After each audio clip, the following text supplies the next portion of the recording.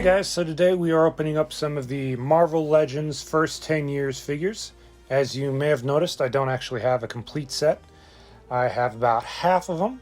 The other ones that exist either didn't interest me, or I actually opened up one of them when I did the Amazon exclusive Iron Man 3 set. But I've been sitting on these for a while, and I decided I wanted to open them up mainly because I got this in the mail from Hasbro.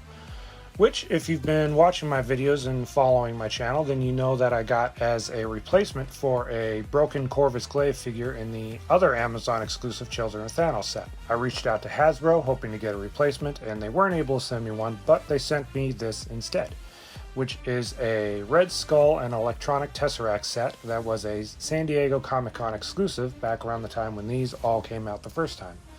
So it's a few years old, not terribly old. I just find it kind of weird that they were sitting on this in whatever warehouse Hasbro pulls these things out of.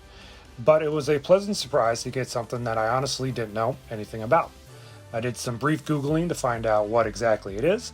Other than that, I didn't open it. I didn't really try to peek to see what was inside. So I'm going to be just as surprised as you guys are. So I'm looking forward to actually seeing what this thing is. Now, you might have noticed I've got another Red Skull here on my right.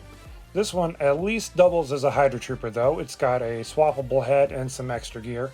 So even though they do have two Red Skulls in this wave, which is kind of weird, it at least gives you options to have a different character. So we've got a decent variety of characters from a handful of movies across the first 10 years of the Marvel Cinematic Universe. Let's go ahead and dig in and see what we got.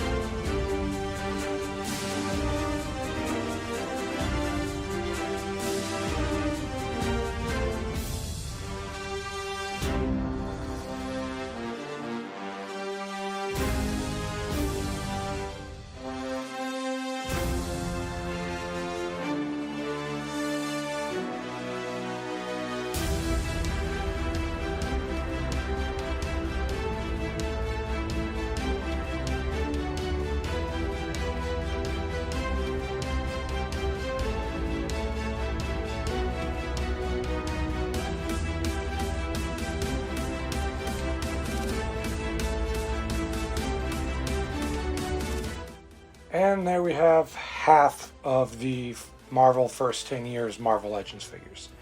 And all in all, it's a really good set of figures. This was right about the time when they just started doing the photorealistic faces. And they're still a little rough, but they were already starting to show great promise. The Chris Evans one looks really great. Even the Robert Downey Jr. one looks pretty good. I think the Jamie Alexander one is exceptional. The only really weak one out of the bunch is the Thor figure. It doesn't look a thing like Chris Hemsworth. It looks more like the Thor from the play Loki was putting on in Thor Ragnarok than Chris Hemsworth. The other one is maybe Crossbones. I think I just got kind of a wonky sculpt, so the scarring on his face doesn't look as great as it could. But otherwise, they're all really solid sculpts, really good paint jobs.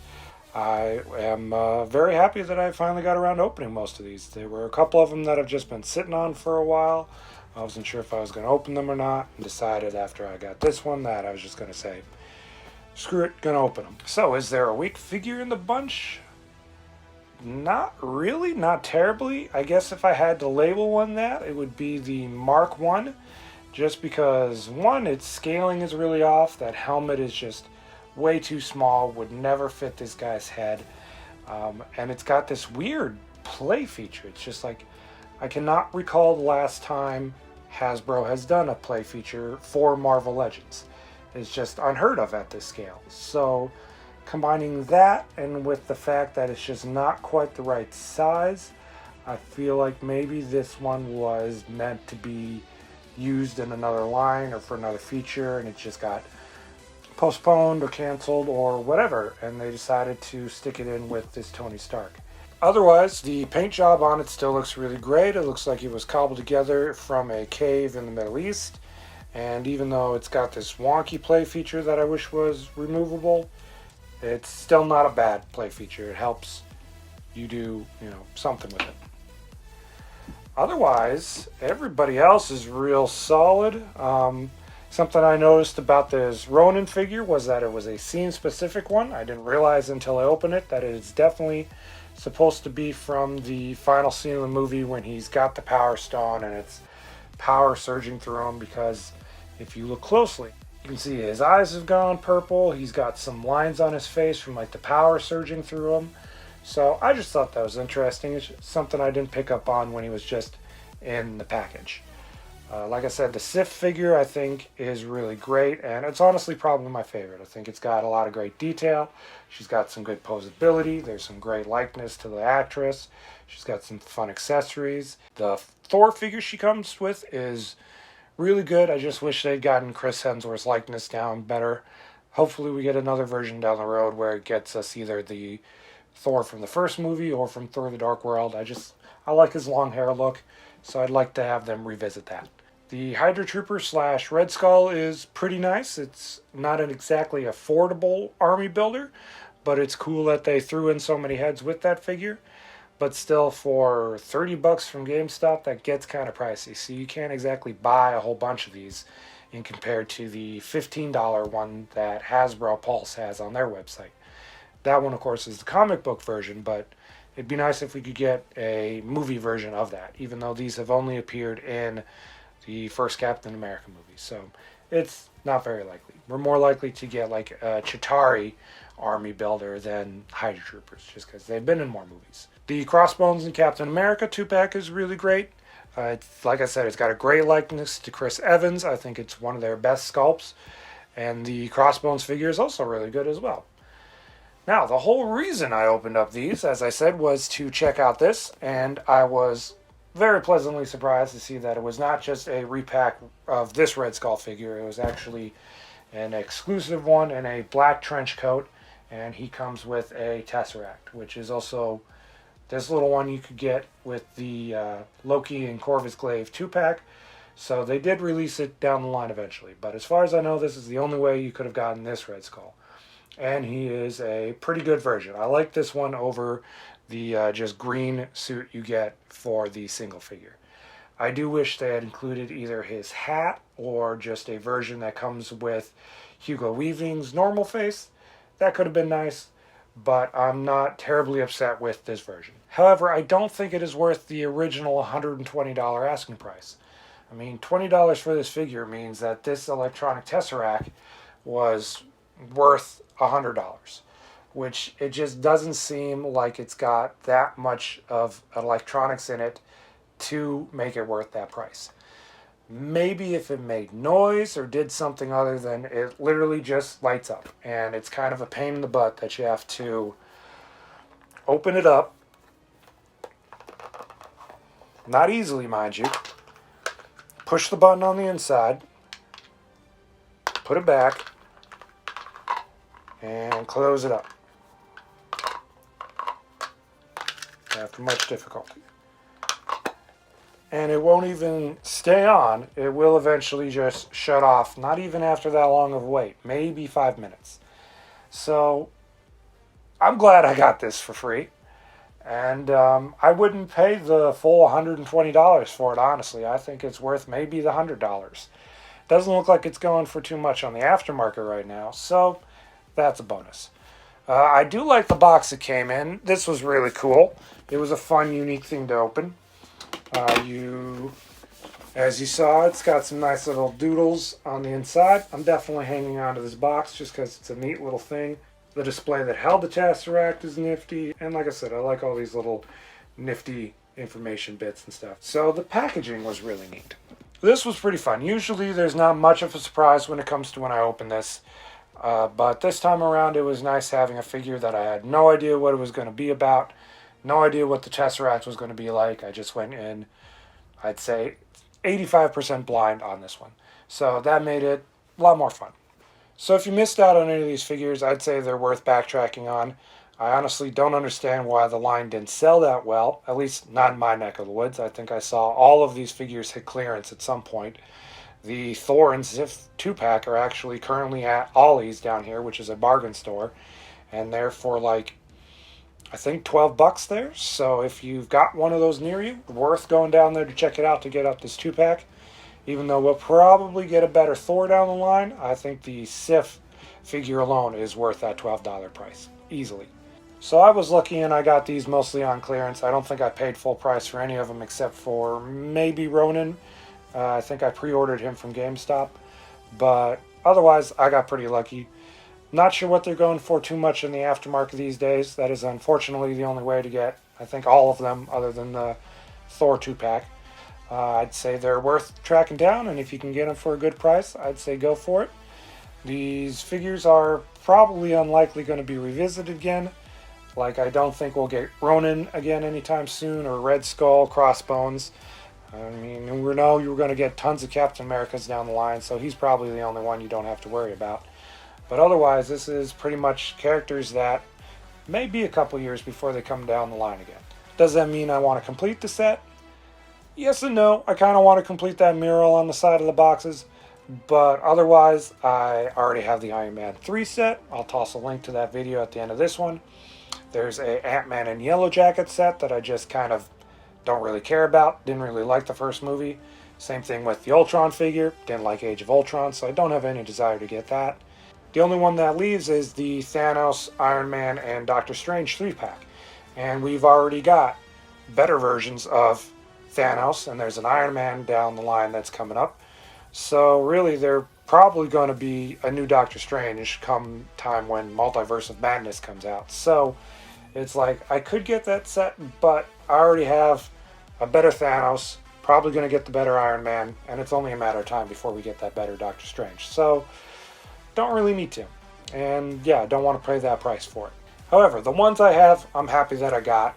And I think if you can track them down, definitely do so. Now, for next time, it's Lego time again. So that means I am doing these Looney Tune blind bag sets. This is a really fun looking series of figures. I can't wait to dig into them.